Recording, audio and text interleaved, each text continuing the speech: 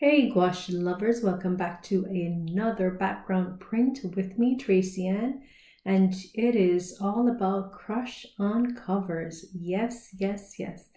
So today I want to show you how I make one of my prints to put onto my Redbubble store, my P.O.D online store. Yep, and that would be on Redbubble.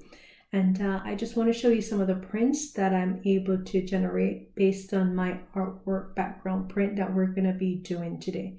So if you have not subscribed, go ahead, click that lovely button that says subscribe, and also like if you want to, make a comment.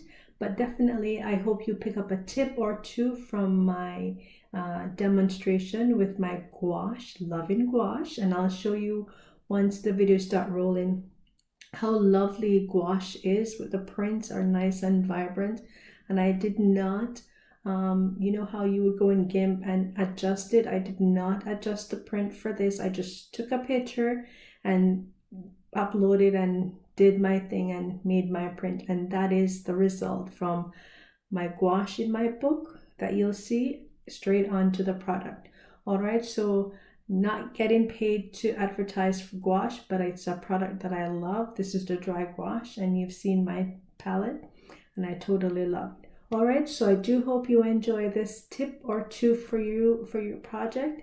As I mentioned before, check out my P.O.D online store and see if there's any prints that you would love. I'm totally loving the leggings too, so wink wink, go ahead, check that out.